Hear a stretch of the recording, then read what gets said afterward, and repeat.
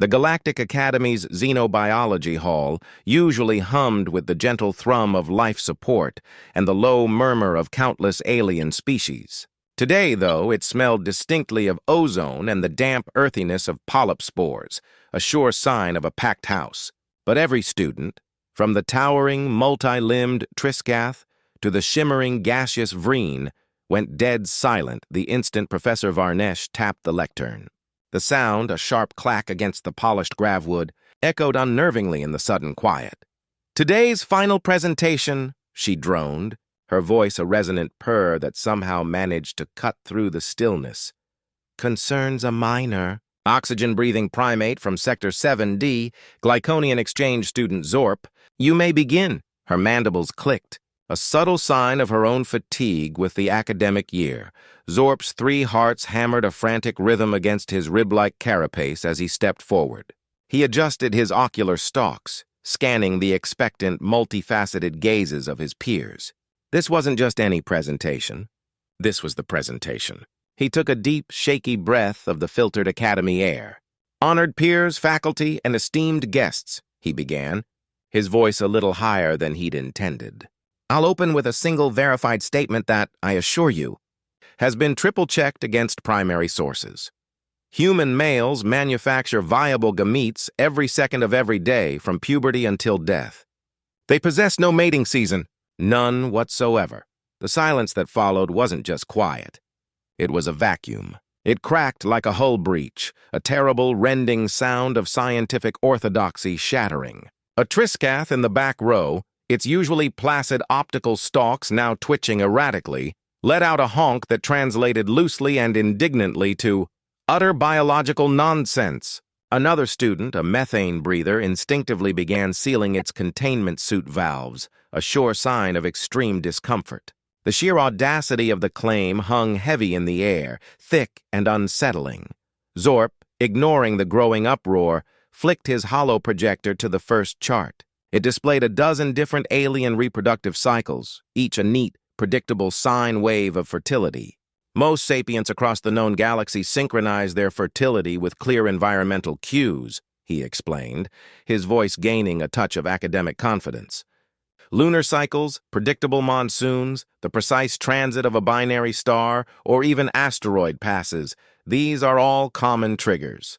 They provide a metabolic break, a period of reproductive dormancy, allowing for resource conservation and optimal offspring viability. He paused, letting the familiar patterns sink in. Humans, however, they don't. Not even a little bit. He zoomed in on a detailed physiological diagram of a human male. Their Leydig cells, the interstitial cells responsible for testosterone production, respond to a steady, relentless pulse of luteinizing hormone year-round. This isn't a surge. It's a constant, unwavering current, keeping testosterone levels perpetually high enough for continuous spermatogenesis. Think of it as an engine that never idles, never shuts down.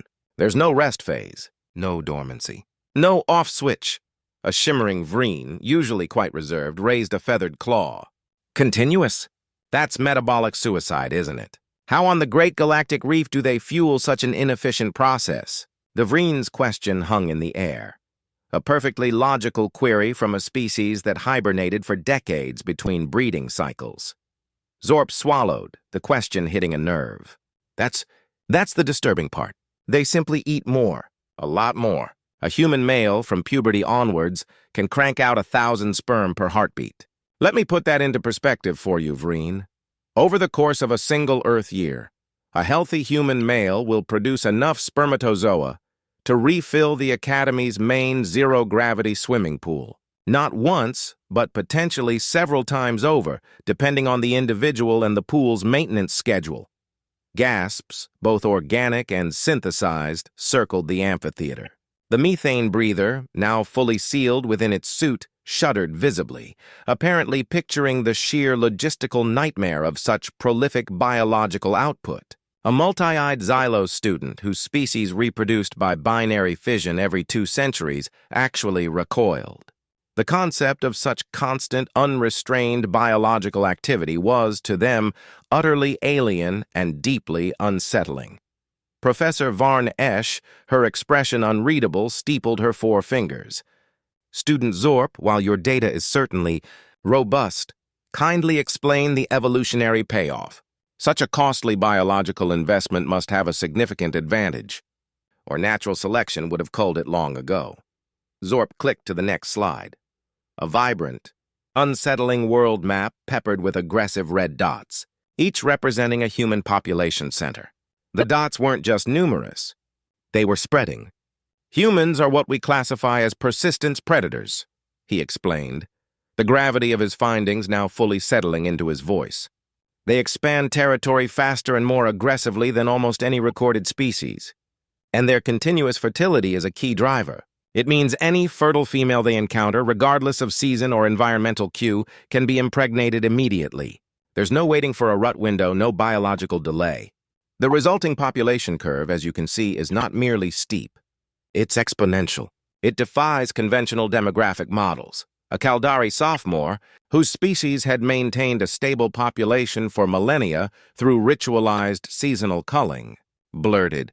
But without seasonal culling, without biological checks and balances, why hasn't their biosphere collapsed entirely? How do they not simply consume their home world into a barren rock? Zorp's crest flushed a nervous cyan, a clear sign of his own internal turmoil.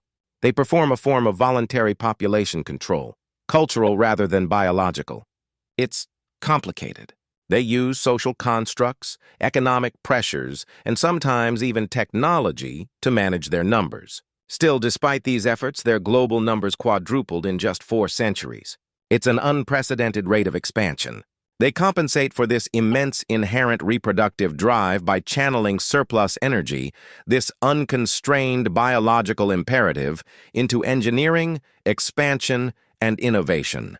Skyscrapers that pierce their atmosphere, space elevators reaching for orbit, planet-cracking miners. These aren't just technological advancements. They're side effects, manifestations of unconstrained reproductive energy, redirected. As if on cue, the hall lights dimmed further, and the projector zoomed in on a single, seemingly innocuous image. A human toddler, no bigger than Zorp's smallest ocular stalk, gleefully smearing crayon across a wall. To the class, that innocent scribble suddenly looked like a galactic conquest timeline, a blueprint for universal domination. The casualness of it, the sheer, undirected energy was terrifying. "Impossible," someone hissed, the disbelief palpable. "Show us raw data. Show us something that isn't just your Glyconian interpretation." Zorp obliged without hesitation. The screen filled with microscopic footage, countless wriggling spermatozoa, each one a tiny, vibrant torpedo, time-stamped across 12 months. January, April, July, October, every frame identical in vigor, winter or summer, day or night. There was no discernible dip, no seasonal fluctuation. The class stared, transfixed, as if watching a slow-motion superweapon demonstration. It was biology weaponized by its very consistency. Professor Varnesh, her usual stoic composure now slightly ruffled, whispered intently to her tablet. The word reclassification appeared in bold amber across her personal display, followed by a series of urgent coded commands. Zorp's voice, when he spoke again, trembled with a new, unsettling realization. "I initially thought this was merely a biological curiosity, an interesting outlier. But then I cross-referenced Earth's combat records, and that's when the true horror began to unfold. Continuous fertility correlates directly with constant aggression. A human male denied the biological imperative of reproduction, whether by circumstance or choice, seems to channel that immense, latent energy into conquest, into expansion, into conflict. Think of Rome, Genghis Khan, their legendary space marines. It's the same underlying biology, manifesting differently across millennia. The drive to expand, to propagate, is simply redirected. A student from a non-aggressive, hive-minded species suddenly fainted, its bioluminescent skin strobing an emergency blue. The stark reality of Zorp's findings proving too much for its delicate nervous system. The implications were staggering, terrifying. The professor rose, all 4 meters of her imposing frame unfolding to its full height. Her voice, usually a calm purr, now held an edge of steel. Class, the data is not just sound. It is irrefutable. The Galactic Council has already moments ago recategorized humans. They are no longer pre-emerging omnivores. They are now officially designated as a Class A biological anomaly, effective immediately. The pronouncement hung in the air, heavy with unspoken consequences. She turned her gaze, sharp and piercing, to Zorp. Student Zorp, your presentation. And all supporting data will be immediately forwarded to the Galactic Defense Corps. This is no longer merely academic. Zorp squeaked, his ocular stalks widening in genuine surprise. Defense?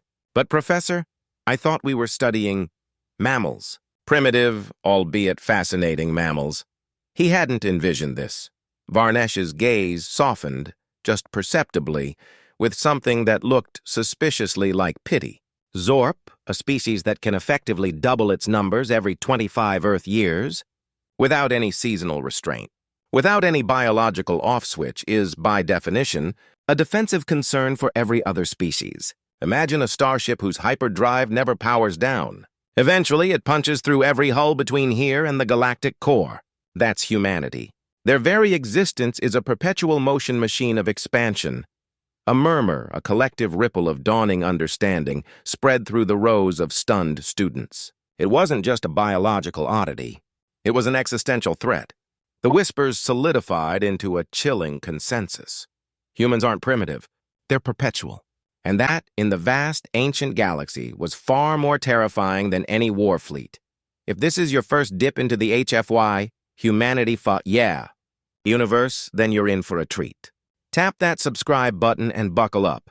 More sanity-bending human facts drop weekly. Trust us, it gets wilder. After the lecture, the students spilled out into the Academy's expansive arboretum, a verdant dome where diverse biospheres mingled. But their usual chatter was replaced by hushed, anxious whispers. The Triskath, who'd honked earlier, its eye stalks still slightly askew from shock, cornered Zorp near a cluster of bioluminescent flora.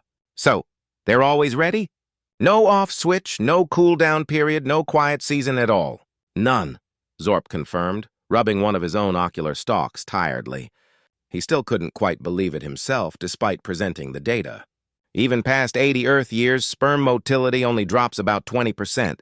Think about that. They still outfertile most species in their biological prime window, even when they're considered ancient by their own standards. The Triskath's eye stalks knotted into a complex pattern of dismay. My species ovulates for precisely 6 hours every 3 Earth years. We schedule weddings with astronomical precision, planning decades in advance to ensure optimal genetic matching during that brief sacred window. These humans just wing it all the time? The thought seemed to genuinely horrify it. Zorp nodded, a wry, almost desperate humor touching his voice. They call it romance. And yes, they absolutely wing it. Apparently, a corporation called Hallmark exports 30 million sentiment-coded cards a month just to sustain the narrative around this chaotic, continuous process, the Triskath shuddered. The concept of such emotional and biological abandon clearly beyond its comprehension. A nearby methane breather, having overheard the tail end of the conversation, shuddered so hard its containment suit chirped a frantic pressure warning. The idea of such biological spontaneity, completely unmoored from environmental control, was anathema to its highly regulated existence. Night Cycle arrived at the Academy, casting long, shifting shadows across the meticulously maintained grounds. Zorp, unable to settle his racing thoughts, found himself drawn to the library's observation deck, which overlooked the human exchange student dormitories. Through the translucent alloy, he spotted the Earth Exchange student Marcus. Marcus, a specimen of infuriatingly casual humanity, was laughing uproariously with a group of other species, stacking empty pizza boxes into a precarious fort. No armor, no claws, just endless casual calories. A seemingly inexhaustible supply of easygoing charm, and somewhere deep inside him, trillions of gametes ready on standby. For the first time in his academic life, Zorp felt a primal, unsettling sense of being prey. He realized with a chilling clarity that settled in his deepest hearts that every joke Marcus cracked, every firm handshake, every shared bag of nutrient chips was potentially a fertilization event waiting to happen. The sheer terrifying potential of it. Culture, Zorp concluded, was the only membrane, the thinnest, most fragile of barriers, holding back the tide of humanity's relentless biological imperative. And that membrane felt alarmingly thin. Back in the sterile, ordered confines of the Glycon 7 consulate, Zorp filed his final addendum to the report that would undoubtedly shake galactic policy. He typed with a new, grim determination. His earlier academic detachment replaced by a profound sense of urgency. Recommendation: do not, under any circumstances, engage humanity in prolonged warfare. Their continuous reproductive cycle means they replace losses faster than even the most efficient census drones can update. Their ability to regenerate and expand their ranks is simply unparalleled, making traditional attrition tactics utterly futile. He paused, then offered a startling alternative, born of both fear and a grudging respect. Alternative suggestion: fast-track them into the coalition. Assign them planets requiring terraforming within a single generation. Their continuous reproduction can finish a century of colonization work in 20 Earth years. Harness this terrifying biological engine. Treat them as a renewable resource, a force of nature to be directed, rather than an existential threat to be contained. He paused again, a faint, almost imperceptible shudder running through his carapace. Then, with a final, slightly exasperated flourish, he appended, "And distribute earplugs liberally across all allied planets. They breed louder than anyone expects. The sheer exuberance of it can be quite jarring.